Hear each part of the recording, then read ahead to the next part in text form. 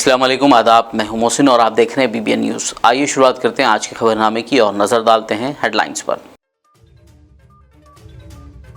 Telangana state हज committee ने किया हज 2023 के लिए ऑनलाइन दरखास्त फॉर्म का आगाज। वजीर दाखिला महमूद अली, हज कमेटी चेयरमैन मोहम्मद सलीम, नामपल्ली रुकन असेंबली जाफर हुसैन मेराज और दीगर ने किया इफ्तिताह।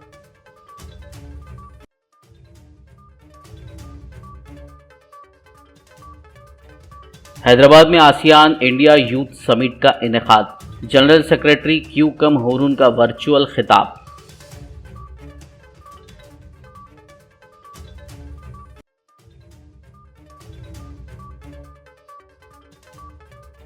हैदराबाद जू पार्क की नई वेबसाइट और मोबाइल ऐप का आगाज। तेलंगाना के वजीर जंगलात इंदिरा करण रेड्डी ने किया इफ्तिताह।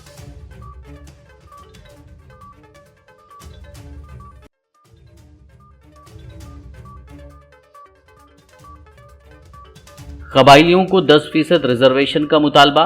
BRS स्टूडेंट विंग की पोस्ट कार्ड मुहिम।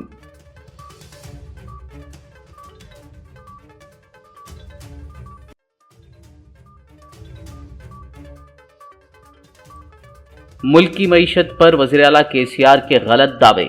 मरकजी वजीर किशन रेड्डी की दिल्ली में प्रेस कॉन्फ्रेंस।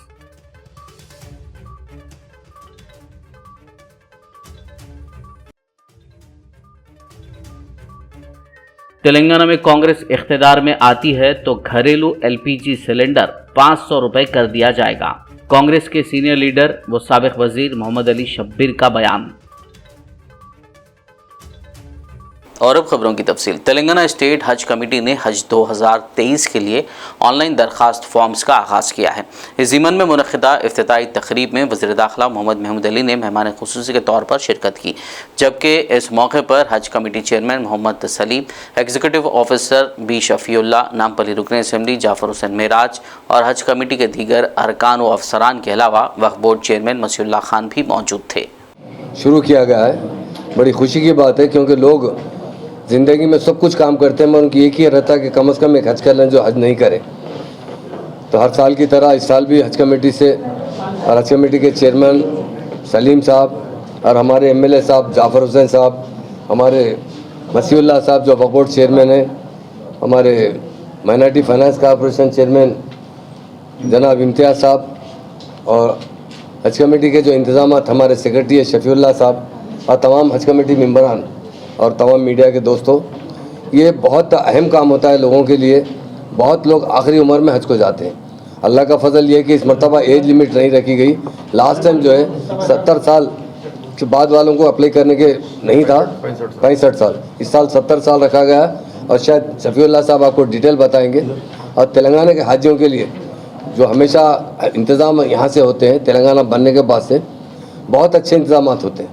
जो हाजी हजरात जाते हैं वापस आते हैं। इस मरतबा जो है अवार्ड भी मिला है हमारे तेलंगाना स्टेट हज कमेटी को के इंतज़ाम के सिलसिले में।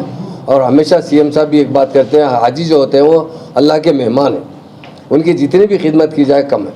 और जो हमारे मेम्बरान हज कमेटी चेयरमैन साहब हैं, हमारे सेक्रेटरी साहब हैं, या जो भी वॉलंटरी हाजियों की खिदमत करते हैं, यकीनन वो खुश नसीब होते हैं। और हम यही चाहते हैं कि हाजियों को जितना अच्छे से अच्छा इंतज़ाम हो।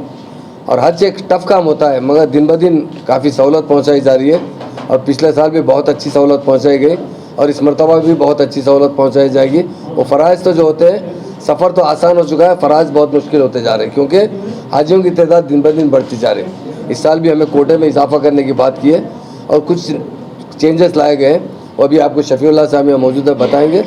हाजियों के लिए हम यही चाहते हैं कि आप जो ऑनलाइन फॉर्म जो है सबमिट कीजिए और कोई चार्जेस भी, जैसे इससे पहले शायद फॉर्म वाम के भी कुछ चार्जेस लिए जाते थे। 400 रुपये करेंसी के बारे में भी गवर्नमेंट डायरेक्ट आप जितनी चाहे करेंसी ले आ सकते हैं, जो अपने अपने स्टैंडर्ड के हिसाब से जो खर्चा करते हैं जिसकी गुंजाइश है। मगर हम ये चाहते हैं कि तेलंगाना गवर्नमेंट हमेशा यही चाहती है कि हमारे हाजी अच्छी तरीके से जाएँ, वहाँ हज के फ़राइज़ पूरे अदा करें और वापस आए। हमारे जो वॉलंटियर्स होते हैं वो भी बहुत अच्छी तरीके से खिदमत करते हैं हाजियों के साथ जो जाते हैं। तो हम यही अल्लाह से दुआ करते हैं अल्लाह ताला हाजियों का जो मकसद है वो पूरा करे और जो फ़राइज़ है वो पूरा करे और उसी तरह सेहतमंद वापस आए ताकि अपने अफराद ख़ानदान से मिलकर अच्छी चैन की ज़िंदगी गुजार सके। शफ़ीउल्लाह साहब बता देंगे। हज 2023 का ऐलान हुआ है जो इसका ऑनलाइन एप्लीकेशंस 10 फरवरी से 10 मार्च तक चालू रहेगा। हाजिज जो हज कमेटी ऑफ इंडिया का वेबसाइट है www.hajcommittee.gov.in, ये एड्रेस में ऑनलाइन एप्लीकेशन दरख्वास्त दे सकते हैं। इसके अलावा गवर्नमेंट ऑफ इंडिया, हज कमेटी ऑफ इंडिया एक मोबाइल ऐप भी बनाया है। वो एंड्रॉयड गूगल से डाउनलोड करके हज committee of India play store से मोबाइल ऐप से भी एप्लीकेशंस अप्लाई कर सकते हैं। इसके साथ एप्लीकेशन के साथ पासपोर्ट का copy, first page last page, उसको हम एनक्लोज करना है। इसका पासपोर्ट का वैलिडिटी डेट है अप टू 3/2/2024 तक वैलिडिटी होना चाहिए पासपोर्ट का। इसमें latest passport size photograph attach करना है। बैंक पासबुक का कॉपी भी एनक्लोज करना है। एड्रेस प्रूफ भी एनक्लोज करना है। इसमें जो हज रूल्स दिया जाया है, इसमें एक इम्पॉर्टेंट पॉइंट है, एक बार हज कमेटी से कोई हज करा है वो एलिजिबल नहीं है फिर भी दोहरा करने के लिए, second time not eligible, only once in a lifetime हज कमेटी से हज कर सकते हैं। इसमें थोड़ा सा 2 ग्रुप्स को एक्सेप्शन दिया जाया है। उसमें ऐसे महरम फॉर द लेडी पिलग्रिमेज, इसलिए एक एक्सेप्शन है। कंपेनियन फॉर द 70+ एज, ये दोनों को रिपीटर्स को परमिशन दिया जाया है। ये ग्रुप के बारे में देयर आर 2 ग्रुप्स, एक 70+ का कैटेगरी है और एक जनरल कैटेगरी है। 70+ कैटेगरी में एक कंपेनियन अलाउड है, कंपेनियन रिलेटिव होना चाहिए, नहीं तो फैमिली मेम्बर होना चाहिए, ये कंपेनियन अलाउड है। इसके अलावा एक नया कैटेगरी ये साल इंक्लूड करे हैं, इसमें लेडीज़ ट्रैवलिंग विदाउट महरम, लेडीज़ भी अगर 4 लेडीज़ ग्रुप बना के एक कवर में जा सकते हैं। ये एक नया चीज़ है, ये साल इंकॉर्पोरेट करे हैं। लेडीज़ का एज 40 इयर्स एबव होना चाहिए। नो मेल महरम should be available. 4 members group बना के एक लेडीज़ का ग्रुप भी कर सकते हैं। कवर का साइज़ है मिनिमम 1, मैक्सिमम 4 है, प्लस 2 इन्फेंट्स। वज़ारत ख़ारजा की जानिब से शहर हैदराबाद में 3 रोज़ा आसियान इंडिया यूथ समिट मुनक़िद की गई। आसियान के जनरल सेक्रेटरी क्यू कम हुरुन ने वर्चुअल तरीक़ेकार से ख़िताब करते हुए मंदूबीन पर ज़ोर दिया कि वो आसियान ममालिक के दरमियान ताल्लुक़ात को मुस्तहकम करने की सिमत काम करें, जिसके नतीजे में अहम शोबेजात में अजीम इश्तराक और ताउन हो सकेगा। It is indeed a great pleasure for me to be given this opportunity to share my thoughts with you on strengthening the ASEAN-India partnership in the Indo-Pacific at this inaugural session of the 4th ASEAN-India Youth Summit. Events such as this are crucial to providing our youth with a platform to exchange their ideas and perspectives on the pertinent issues facing our world today. To our youth delegates, I would like to impress upon you that through continuous engagement and a passion to make a difference, you have an opportunity, in fact a golden opportunity, here to create positive changes across the Asia Pacific and Indian Ocean regions. I hope that you will remember that event as a life-changing experience that offers you the chance to contribute to bringing the governments and people of ASEAN and India closer together.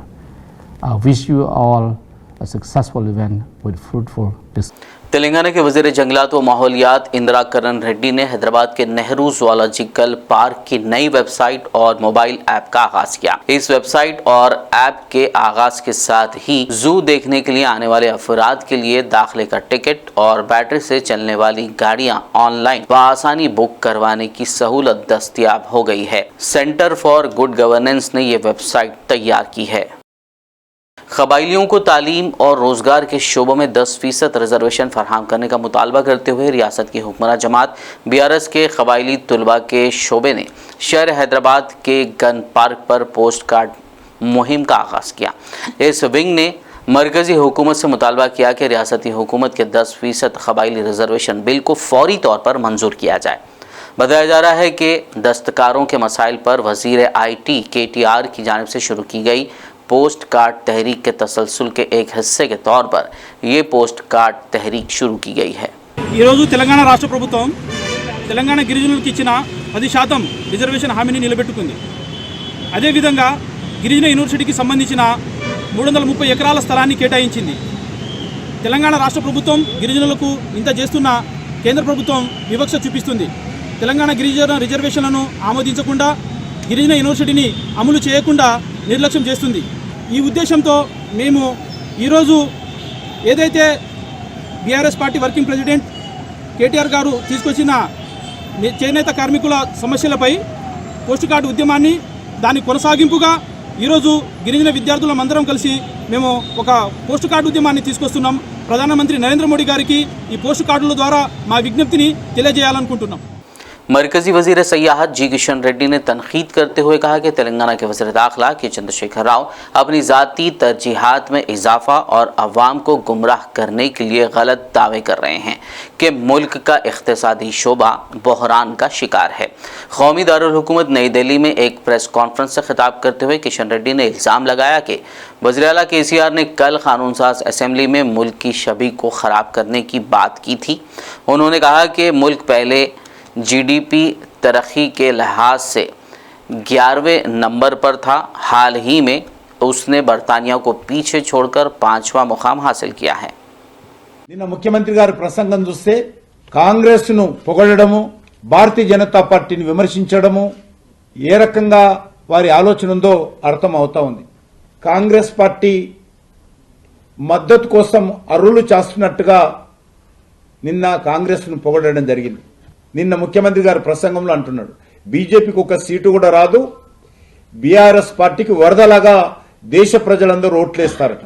BRS parliament సభ్యులు parliament కు రారు, walkout చేస్తారు, boycott చేస్తారు. నిజంగా ముఖ్యమంత్రి గారికి దమ్ము ధైర్యం ఉంటే రాష్ట్ర ప్రభుత్వ పనితీరు పైన శాసనసభలో ఎందుకు చర్చించలేదు అడుగుతా ఉన్నాను. తిరుమల రాయుని పిట్టకతో చెప్పాడు శాసనసభలో ఆయన. తిరుమల రాయుని పిట్టకథ, ఆ పిట్టకథ పూర్తిగా ఈ దేశంలో ఎవరికైనా వర్తిస్తుందంటే అది కేసీఆర్ గారికే వర్తిస్తుంది. ఆయన కథ ఆయనకే వర్తిస్తుంది. నిన్న ముఖ్యమంత్రి గారు అన్నారు నేను రాజీనామా అయినా చేస్తాను. గత కొన్ని రోజులుగా చూస్తున్నాను కేసీఆర్ గారు వారి కుటుంబ సభ్యులు ఇప్పటికే అనేక సార్లు రాజీనామా చేశారు.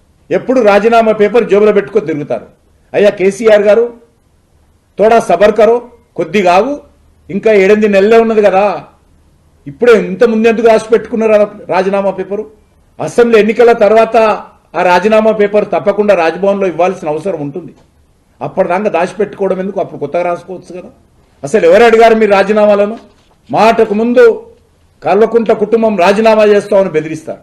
కేసీఆర్తో సవాల్ చేస్తా ఉన్నాను, దేశ ఆర్థిక పరిస్థితి పైన మీరు బంగ్లాదేశ్తో, శ్రీలంకతో, అనేకమైనటువంటి సింగపూర్తో, ఇతర దేశాలతో పోల్చారు. నేను ఇవి నిరూపిస్తా, లేకపోతే రాజీనామా చేస్తానన్నాడు. చర్చకు ఎక్కడ సిద్ధమో నేను వస్తా అడుగుతాను. కేసీఆర్ గారు ప్రెస్ క్లబ్ లో చర్చకు వస్తారా?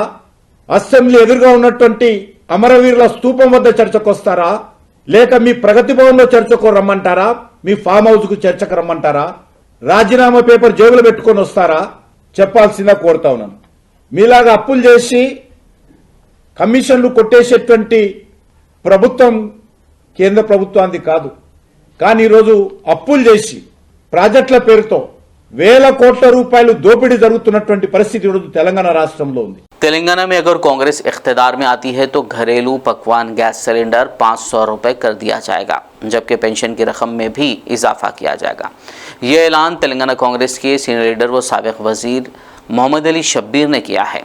बिकनूर मंडल के कंचरला गांव में शब्बीर अली के खेत में नौजवानों की बड़ी तादाद ने कांग्रेस पार्टी में शमूलियत इख्तियार की, जिन्हें शब्बीर अली ने पार्टी खंडवा पहनाकर पार्टी में इस्तकबाल किया। कांग्रेस पार्टी जिंदाबाद, कांग्रेस पार्टी जिंदाबाद, शब्बीर अली नायकत्वम वर्धिल्लाले, शब्बीर अली नायकत्वम वर्धिल्लाले, रेवंत अन्न नायकत्वम वर्धिल्लाले, रेवंत अन्न नायकत्वम वर्धिल्लाले, सोनिया गांधी नायकत्वम वर्धिल्लाले, राहुल गांधी नायकत्वम वर्धिल्लाले. కాంగ్రెస్ పార్టీ రాహుల్ గాంధీ ఇన్స్ట్రక్షన్ మీద 500 చేసేసింది. కన్ఫర్మ్ 500 రూపీస్ సిలిండర్ స్టార్ట్ అయిపోయింది. కాంగ్రెస్ అదే మేనిఫెస్టో ఇక్కడ తీసుకొస్తున్నాం. మా గవర్నమెంట్ వస్తే దాని మీద ఎంత కావాలో గవర్నమెంట్ కడుతుంది. కంపెనీ వాడైతే మనకు రూపాయి మాఫ్ చేయడు. కానీ కేంద్ర ప్రభుత్వం ట్యాక్స్ ఇది అన్నీ పోయినాక మళ్ళీ కూడా ఇంకా 400-500 రూపాయలు ఉంటా రాష్ట్ర ప్రభుత్వం భరించి మీకు మాత్రం 500 రూపాయలు సిలిండర్ ఇస్తాం. ఇది ముఖ్యంగా మహిళలకు చెప్పేది. పెన్షన్ అంటున్నారు. మన 200 ఉండే మనకు తెలంగాణ గడబడిలో మనం పెన్షన్ పెంచలేకపోయినాం. ఎందుకంటే వాడు నేనే చెప్పిన మా ముఖ్యమంత్రి కిరణ్ కుమార్ రెడ్డి నువ్వు లిఫాఫా సీఎం మాట చెప్తున్నారా అని మన ముఖ్యమంత్రి మీద మనమే దౌర్జన్యం మీద తెలంగాణ కావాలని మనమే అతనికి ఏడు చేయాలి. పాపం వాడు ఏం చెప్పుంటే షబీర్ భాయ్ చెప్తుండే. కానీ మనం తెలంగాణ నష్టపోతామో ఇతనితో పనులు పెట్టుకుంటే అలాంటిది ఎన్నో కార్యక్రమాలు పెన్షన్కు భార్యకి ఇచ్చినాం, భర్తకి ఇచ్చినాం. నేను సింగరాయపల్లి విలేజ్లో పోయి నేను మీటింగ్ స్టార్ట్ చేద్దామంటే అక్కడ సర్పంచ్ గౌడే ఉన్నాడు. कांग्रेस लीडरों ने राजन्ना सरसिला में वाक़े सेस ऑफिस के सामने धरना दिया और ज़राअत के लिए 24 घंटे मुफ्त बिजली की फरहमी का मुतालबा किया। उन्होंने हुकूमत की जानिब से ज़राअत के लिए बिजली की गैर एलानिया कटौती पर बरहमी का इजहार किया। कांग्रेस लीडर राजन्ना की क़यादत में महकमा बिजली के सेस ऑफिस के सामने मुनक़िदा एहतजाजी प्रोग्राम में ज़िला कांग्रेस किसान सदर केती रेड्डी, जगनमोहन रेड्डी और गार्लू ने खिताब किया, जबकि श्रीसेला ने महकमे बिजली के एमडी को एक मेमोरेंडम पेश किया। కరెంటు 24 గంటలు ఉచిత కరెంటు అందిస్తామని చెప్పి ఆ రోజు కల్లబొల్లి మాటలు చెప్పి అధికారాలకు వచ్చిన టీఆర్ఎస్ ప్రభుత్వం ఇలా ఓడదాడదాకా ఓడమల్లప్ప, ఓడవాడి దాడిన తర్వాత బోడమల్లప్ప చిహ్నంగా ఇవాళ రైతుల పాలిట ఒక రాక్షస కీడనాడుతున్న దృశ్యాన్ని మీరు అందరూ కూడా చూస్తున్నారు. ఇవాళ ఆ రోజు రైతులకు మేము ఉచిత కరెంటు 24 గంటలు అన్నట్టుగా ఈ కేసీఆర్ సర్కార్ తీరుంది. ఇక్కడ తెలంగాణలో కరెంటు కోతలున్నాయి, రైతులు పడుతున్న ఇబ్బందులు. అన్నమో రామచంద్ర అంటూ రైతు తెలిసిన విషయం, రైతు ఏడిసిన రాజ్యం ఈ రోజు నడవదనే మాట ఈ కేసీఆర్ సర్కార్ గుర్తుంచుకోవాలంటున్నాం. రైతులు 6 కాలం కష్టపడి రాత్రి పగలు కష్టపడి పండించిన పంటలు కొనుమంటే కొనుగోలు కేంద్రాల్లో వడ్లు పోసిన తర్వాత నువ్వు కొనుమంటే నువ్వు కొనని రాష్ట్రంలో అధికారులు ఉండడమో, ఢిల్లీలో డ్రామా ధర్నా, ఢిల్లీలో రాజ్యం వెళ్ళేటోడు హైదరాబాద్ ఇందిరా పార్క్ దగ్గరకు వచ్చి డ్రామాల ధర్నాలు ఆడినటువంటి ఈ 2 ప్రభుత్వాలు కూడా। खबरनामे में फिलहाल लेंगे एक ब्रेक, मुलाकात होगी इस छोटे से ब्रेक के बाद।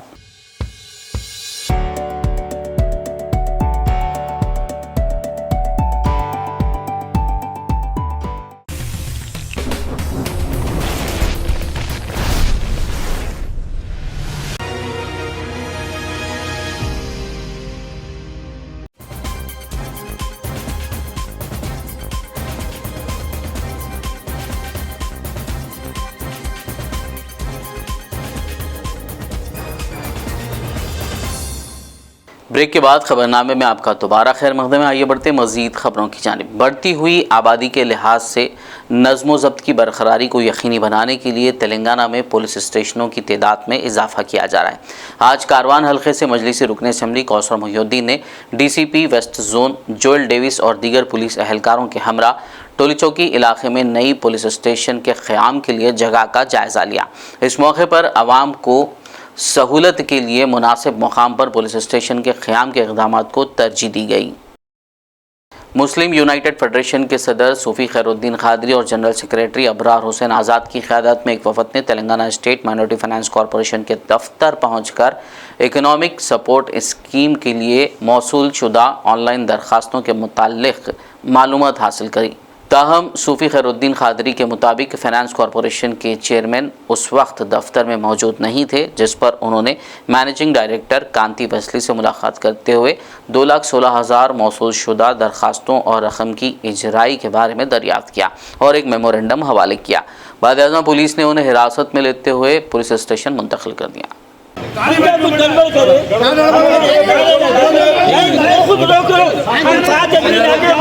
हम बोले वही बोले तो 15 दिन आ गए मेरे को बिठा दे बोलो ना पहले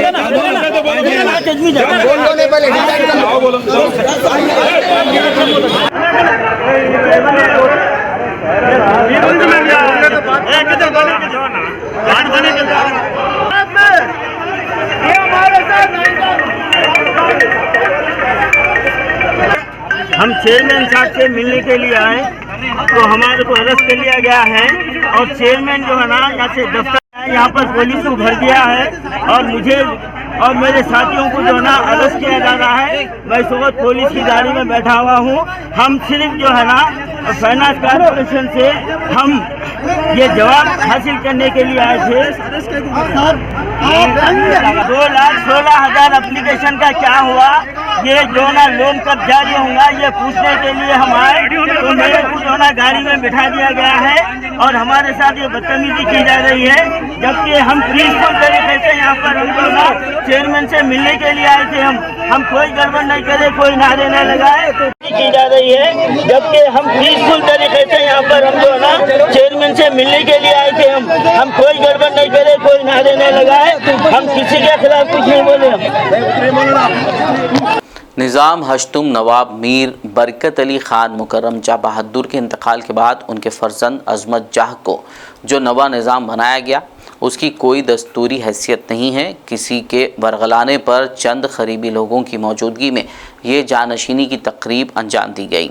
इसके बरखिलाफ़ जब मुकर्रम जाह को उनके दादा हज़रत नवाब मीर उस्मान अली ख़ान ने जानशीन मुकर्रर किया तो आसिफ जाह अव्वल की औलाद से लेकर पूरा आसिफ जाही ख़ानदान मौजूद था। निज़ाम अव्वल से लेकर निज़ाम शशम की रास्त औलाद पर मुश्तमिल ट्रस्ट HEH निज़ाम साहिबजादगान ऑफ सरफ़ास ट्रस्ट के मनसबदार निज़ाम हफ्तुम मीर उस्मान अली ख़ान की औलाद के लिए क़ायम करदा मजलिस साहिबजादगान सोसाइटी और निज़ाम के रईसों पर मुश्तमिल उमरा ने मिलकर मुत्तफ़िक़ा तौर पर नवाब रौनक यार ख़ान को नवा निज़ाम चुना है। बताया जा रहा है कि 15 ता 16 ट्रस्ट हैं जिसके वो निगरान हैं। इंडस्ट्रियल जोन के लिए तेलंगाना के कामारेड्डी में मास्टर प्लान की तजवीज़ के खिलाफ तेलंगाना हाई कोर्ट में समाअत मुलतवी कर दी गई है। प्रजा शांति पार्टी के सरबराह KA पॉल ने इस मास्टर प्लान के खिलाफ रियासती हाई कोर्ट का दरवाज़ा खटखटाया था। ताहम हाई कोर्ट ने पॉल की अर्जी पर समाअत 17 अप्रैल तक मुलतवी कर दी। क़ब्ल-ए-ज़ीर रियासती हुकूमत ने हाई कोर्ट को बताया था कि मास्टर प्लान के फैसले को रोक दिया गया है। 3 महीनों से तनख्वाहों की अदम इजराई से परेशान कागज़नगर म्यूनसिपल सैनिटेशन वर्कर्स गुज़िश्ता 4 दिन से बल्दी दफ्तर के रूबरू धरना कर रहे हैं। इन मुलाजमीन का कहना है कि 3 महीनों से तनख्वाहों की अदम इजराई से उन्हें मुआशी मसाइल का सामना है। उन्होंने PF और ESI का भी मुतालबा किया, जिस पर आज कागज़नगर म्यूनसिपल चेयरमैन सद्दाम हुसैन ने एहतजाजी वर्कर से मुलाकात की और जल्द से जल्द उनके मसाइल हल करते हुए अंदरून 24 घंटे 1 करोड़ रुपए तनख्वाह के लिए रिलीज़ करने का तयख़ुन दिया। म्यूनसिपल चेयरमैन सद्दाम हुसैन के तयख़ुन पर एहतजाजी वर्कर्स ने धरना ख़त्म किया और चेयरमैन सद्दाम हुसैन और काउंसलर का शुक्रिया अदा किया। इस मौके पर municipal commissioner Anjaiah, ward councillors और दीगर मौजूद थे। दौरे जदीद में जहां साइंस इतनी तरक्की कर चुकी है और मुख्तलिफ अमराज के इलाज के लिए कई नए तरीक़ेकार दुनिया में दस्तयाब हैं, लेकिन फिर भी बाज़ लोग अभी भी शर्तिया इलाज के दावे करने वाले बाबाओं के चक्कर में अपनी कीमती जानों के साथ खिलवाड़ कर रहे हैं और लाखों रुपए ऐसे बाबाओं के ख़दमों पर लुटा रहे हैं। ऐसा ही एक मामला शहर हैदराबाद के हुसैनी आलम पुलिस स्टेशन हुदूद में पेश आया। देर से मंजर आम पर आए इस वाक़े में एक किडनी के मरीज़ का मुर्गी चौक में मुक़ीम खुद साख्ता सैयद हफीज़ बाबा नामी ढोंगी बाबा ने इलाज किया। बाबा के हवारियों ने मरीज़ को बाबा के मुतालिक ऐसी करिश्माती बातें बताई कि मरीज़ उनके चुंगल में फंस गया और लाखों रुपए बाबा के पास खर्च कर दिए, लेकिन उसका इलाज नहीं हो सका और आखिरकार उसकी किडनी मज़ीद ख़राब हो गई और आज वो अस्पताल में डायलिसिस करवा रहा है।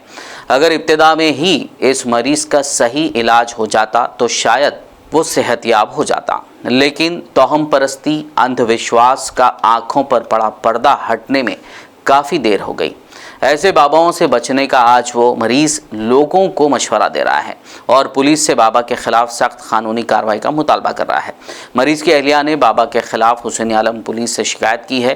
पुलिस मसरूफ़ तहक़ीक़ात है। गौरतलब है कि दवा के साथ दुआ की ज़रूरत होती है, लेकिन सिर्फ ढोंगी बाबाओं के चक्कर में रहने से कीमती जान और माल दोनों का नुकसान हो सकता है। अस्सलाम वालेकुम रहमतुल्लाहि व बरकातहू। मेरा नाम अमीन है। मैं अवेसी हॉस्पिटल में फ़िलवक़्त मेरा इलाज करा रहा हूँ, डायलिसिस पे हूँ। मेरा क्रिएटिन जो था 8 था, क्योंकि डायलिसिस की ज़रूरत नहीं थी मेरे को। एक बाबा के चक्कर में आ गया मैं, जिसका नाम सैयद हफीज़ है, जो चौक में रहता। उसका नाम रशीद है। वो आदमी बोलता कि ये हज़रत कने आने के बाद आपका इलाज हो जाता। एक बार जाने के बाद वो हज़रत क्या है बात कहेगी, आपको पैसे मंगाता, हर थोड़े दिन को पैसे मंगाता, हर थोड़े दिन को पैसे मंगाता। आपका इलाज चालू हो गया बोल के थोड़े थोड़े दिन को पैसे मंगाता। और जब इलाज होता नहीं, इलाज हो गया बोलकर बहुत ज़्यादा पैसे का ऑफ़र करता। एक और एक शख्स है, उसका नाम ज़बी है, वो भी उधर ही रहता है और वो बार बार डराता है, अगर तुम पैसे नहीं देंगे हज़रत को, हज़रत का हिसाब बराबर नहीं करेंगे तो हज़रत आपको पूरा उल्टा कर देते। आपको हज़रत जैसा अच्छा करे वैसे रिवर्स करके आपकी मौत हो जाती। आपको हज़रत छोड़ते नहीं। मैं 2.5 लाख रुपए, 2,60,000 रुपये हज़रत को मेरा इलाज हो गया बोल के कैश दिया उनको, ज़बी भाई के घर में। लेकिन वो हज़रत मेरा इलाज नहीं करे। टोटल में 10,000, 20,000, 10,000, 20,000 करके 2 लाख रुपये ऐसे दे डाला। फिर 2.5 लाख, 2,60,000 रुपये कैश दिया। लेकिन वक्त गुजरने के बाद मेरे को मालूम हुआ कि मेरा इलाज ही नहीं हुआ। जब मैं जाने के बाद मेरी ज़्यादा तबीयत ख़राब होने के बाद मैं जाके बात करा उनसे, मेरी तबीयत ख़राब हो रही है, आप मेरा इलाज करिए बोल, तो मेरे से बात तक नहीं करा वो। उसके बाद ज़बी फ़ोन करके बोलता है फ़ौरी उधर से निकल जाओ, तुम हज़रत जलाल में आ गए, तुम गलती करे, तुम्हारा इलाज नहीं हुआ, निकल जाओ इधर से बोल के मेरे को बढ़ा दिया।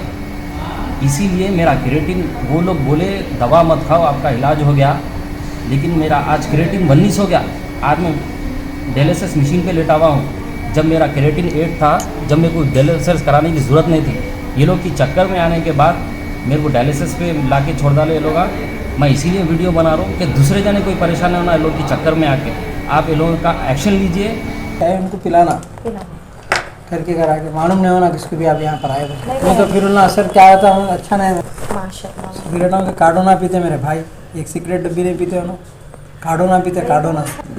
कई लोग अमेरिका भेज जाती है, कई लोगों को अमेरिकन सिटीजन हज़रत के खदमों में रहते। आप क्या करते हैं यहाँ पर भाई? आपके जी क्या करते हैं? गाड़ी चलाता ओला। ऑस्ट्रेलिया निकल जाना है, ऑस्ट्रेलिया अगर बहुत बच्चों को भेजा उतनी पढ़ाई भी रहना ना भाई, भेज देते सर। अरे कहीं अमेरिका से बच्चा आते हैं, कहीं अमेरिका, ऑस्ट्रेलिया, लंदन, अपने लोगों को कुछ भी नहीं है यहाँ पर इंडिया में। तो उतना उड़ाने लगा रहा हूँ। ठीक है, जरा दिल में मोहब्बत डाल देना, इनके परेशानियाँ दूर हो जाना सरकार के बच्चे के। कितने रुपए? हाँ 2150 रुपये। शहर हैदराबाद के कुकटपल्ली इलाके में प्राइवेट ट्रैवल्स की 3 बसों में आग लग गई, जिसके नतीजे में ये बसें जलकर खाकिस्तर हो गई। कल शब पेश आए इस वाक़े में किसी जानी नुकसान या फिर किसी के झुलसने की कोई इत्तला नहीं मिली है। अहदेदारों के मुताबिक प्राइवेट ट्रैवल्स की 3 बसें आईडीएल नहर के करीब ठहराई गई थी कि उनमें अचानक आग लग गई। अराजी के मसले को हल करने का मुतालबा करते हुए एक जोड़े ने तेलंगाना के जनगांव कलेक्ट्रेट की इमारत पर चढ़कर खुदसोजी की कोशिश की। उन्होंने अपने जिस्म पर पेट्रोल छिड़क कर आग लगाने की कोशिश की, ताहम वहां मौजूद पुलिस मुलाजिमीन ने उन्हें बचा लिया। जराये के मुताबिक पासर मिडला गांव के नरसिंह जोड़े के पास गांव में अराजी है, ताहम उनका इल्ज़ाम है कि रेवेन्यू हुकाम ने उनके दादा के दौर की 8 एकड़ ज़राई अराजी को किसी और के नाम मुंतकिल कर दिया। ఇప్పటికి 5 సంవత్సరాలు తిరుగుతున్నా సార్, 5 ఇయర్స్ కానీ తిరుగుతున్నా. ఇదివరకు పాత కలెక్టర్ ఆఫీస్ కాడ ఉన్నప్పుడు కూడా నేను ఆత్మహత్య చేసుకున్నా, న్యాయం చేస్తా అన్నారు. మొన్న 2022లో కూడా నేను కలెక్టర్ ఆఫీస్ పైకి ఎక్కేసి కూడా ఆత్మహత్య చేసుకున్నా సార్. అప్పటి నుంచి ఇప్పుడు 6 నెలలు అవుతుంది, 6 నెలలు 8 నెలలు అవుతుంది సార్. న్యాయం చేస్తా అన్నారు, ఇప్పుడు జరగట్లేదు. దాని గురించి మొత్తం ఆర్టీఓ సార్ గారికి ఎవరికి ఎంఆర్ఓ సార్కి బాధ్యత ఉపయోగ చెప్పిండు, దాని గురించి వెరిఫికేషన్ చేయమని. వాళ్ళ దగ్గర డాక్యుమెంట్స్, మా దగ్గర డాక్యుమెంట్స్ అన్ని చూసేసి మండలంలో కూడా మా భూమి వాళ్ళకు పట్ట చేసినప్పుడు ఎలాంటి ఆధారం లేకుండా కూడా పట్ట చేసేది సార్. అప్పుడున్న ఎంఆర్ఓ జె రమేష్. విఆర్ఓ కాంతి కుమార్ ఎలాంటి డాక్యుమెంట్స్ లేకుండా మా భూమిని వాళ్ళకి పట్ట చేసి 4 ఎకరాలు సార్ మాది 4 ఎకరాల భూమి. అది ఆర్డీఓ సార్ కూడా వచ్చి మన కలెక్టర్ గారు కూడా చెప్పింది సార్ డాక్యుమెంట్స్ లేకుండా పట్ట జరిగింది సార్ వాళ్ళకు. వీళ్ళకి న్యాయం చేయండి సార్ అంటే సరే సరే అని చెప్పేసి అన్నాడు. సార్ కూడా పక్కన పెట్టేసింది సార్. మాకు న్యాయం జరగట్లేదు సార్ ఇంతవరకు కూడా. आखिर में एक नज़र हेडलाइंस पर।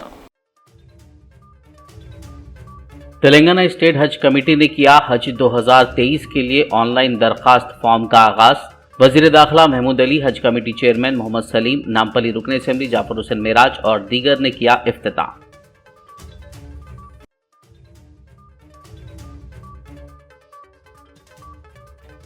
हैदराबाद में आसियान इंडिया यूथ समिट का इनेकाद। जनरल सेक्रेटरी क्यू कम होरून का वर्चुअल खिताब।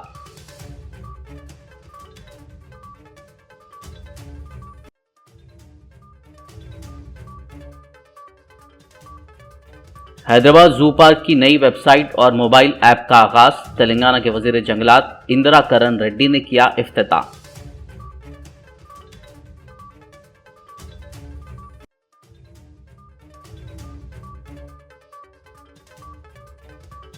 कबाइलियों को 10% रिजर्वेशन का मुतालबा। बीआरएस स्टूडेंट विंग की पोस्ट कार्ड मुहिम।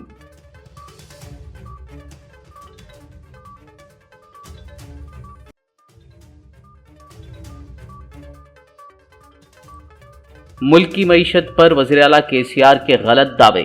मरकजी वजीर किशन रेड्डी की दिल्ली में प्रेस कॉन्फ्रेंस।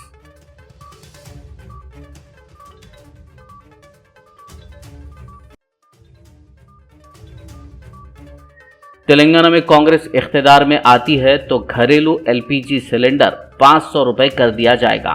कांग्रेस के सीनियर लीडर व साबिक वजीर मोहम्मद अली शब्बीर का बयान। खबरनामे में फिलहाल बस इतना ही। ताज़ा तरीन अपडेट्स के लिए देखते रहिए BBN न्यूज़। यूट्यूब और फेसबुक पर मौजूद हमारे वीडियोस को लाइक और शेयर ज़रूर कीजिए।